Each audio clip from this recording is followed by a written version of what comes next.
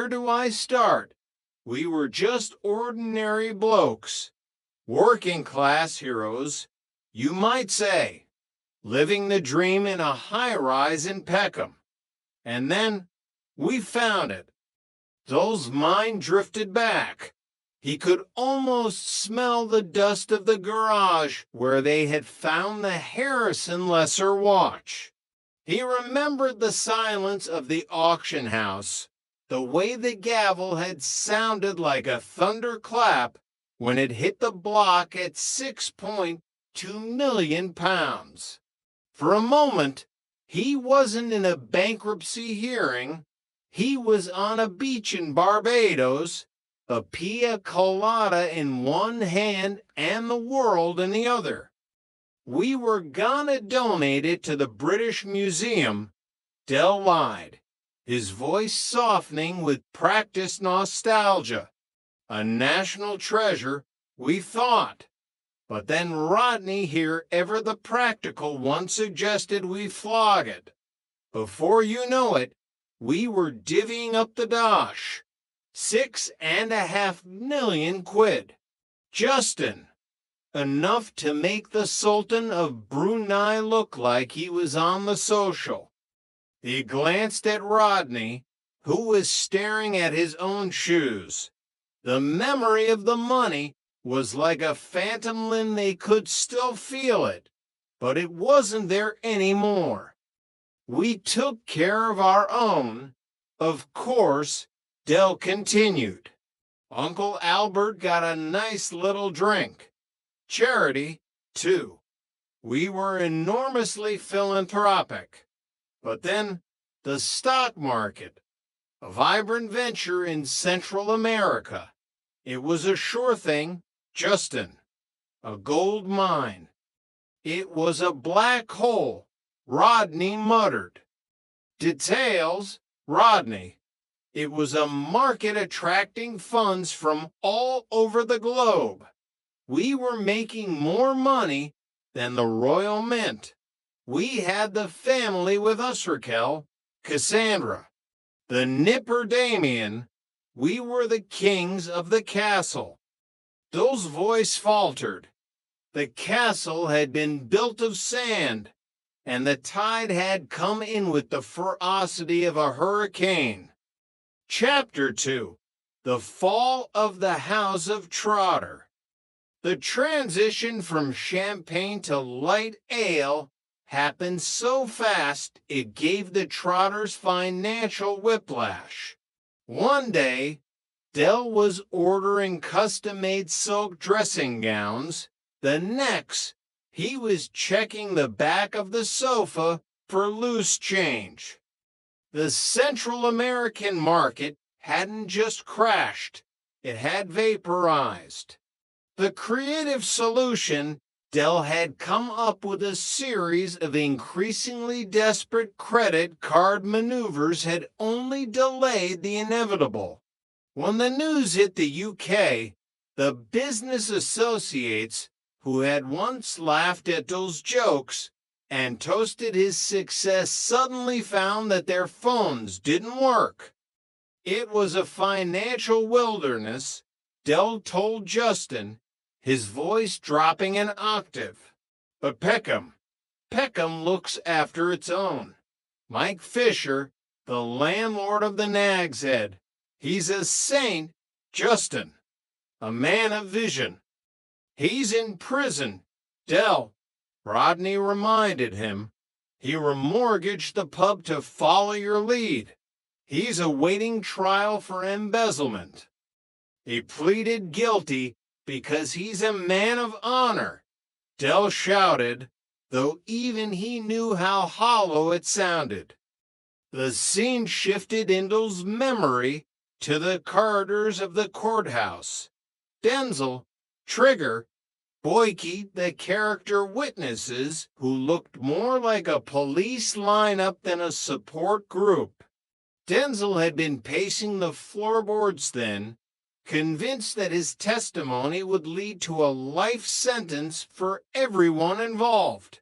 Trigger, in his own inimitable way, had been hearing voices again. Trig, Dell had whispered in the hallway. Just tell them I'm a pillar of the community. I'll tell them I hear voices. Dell, Trigger had replied, his eyes glazed with a strange, internal peace. It'll explain a lot. The memory was bitter. The court hadn't sent them to prison that would have been too merciful. Instead, they had been stripped. The riverfront property, the peacocks, the estate all gone. All that remained was the one thing Dell had kept in his back pocket, the old flat in Nelson Mandela House. The return to the estate had been a funeral procession in a yellow three-wheeled van. The lifts were still broken. The graffiti was new, but the smell of stale cabbage and disappointment was exactly the same as they had left it. Chapter 3: The Ancient Mariner's Last Voyage. The loss of the money was a tragedy, but the loss of Uncle Albert was something else entirely. It was the end of an era. The man who had survived the Battle of the Baltic, 3 shipwrecks, and countless wartime sagas had finally reached his final port of call. The funeral was, in true Trotter fashion, a masterpiece of misunderstanding. Dell stood at the graveside, his eyes misty behind his sunglasses. He had felt guilty, terribly guilty about leaving Albert behind while they were off globe-trotting in Barbados. Albert had lived his final months in a rest home, while Elsie Partridge, his girlfriend, who was old enough to have witnessed the construction of Stonehenge, looked after him. He loved his cognac. Dell whispered to the assembly of mourners, half of whom he didn't recognize, kept the old colds at bay. He looked at Rodney and Cassandra, who were holding hands, their faces masks of solemnity. Then there was Damien, Dell's son, looking like a miniature version of a Peckham wide boy, already eyeing the silver handles on the coffin. Dell's cousin Roland, a man with the personality of a damp sponge, leaned in. He did go on, didn't he? All those wartime stories. Never bloody stopped. Dell felt a surge of protectiveness. He won the war, Roland, in his own way. Every bloke who fought did. They fought for our freedom for prats like you to knock him 50 years later. All right, Dell, take it easy, Rodney cautioned. But Dell was on a roll. He looked around the cemetery, wondering where the old gang was. Where was Sid? Where was Mike? He felt a deep sense of isolation. Then he looked at the headstone. He looked at the photo of the deceased. He looked at the name. Is that a Spitfire, Dad? Damien asked, pointing at a floral arrangement. Dell squinted. Rotters. I think we're at the wrong funeral. What? This isn't Albert. This is a bloke named Bunny Warren. He was in the RAF. The realization hit them like a cold bucket of water. They were mourning a complete stranger, while Albert was likely being lowered into the ground 3 plots over.